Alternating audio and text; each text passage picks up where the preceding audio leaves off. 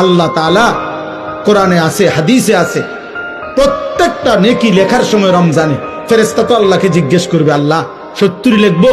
আল্লাহ বলবে না, আরো বাড়াইতে হইব। কেডা নাম কও? আব্দুল আউয়াল। আচ্ছা তো লেখ 700 লেখ। ও না না 7000 লেখ। না না 70,000 লেখ। না না 7 লক্ষ লেখ। এক সেজদা 70 লাখ লেখ।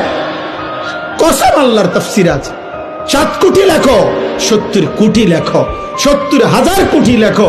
কখনো কখনো মহান আল্লাহ পাক তার দয়ার সাগরে যখন উথলে ওঠে, আল্লাহ বলে, ফেরেশতা তুমি লেখো না, আমি নিজ হাতে লিখবো।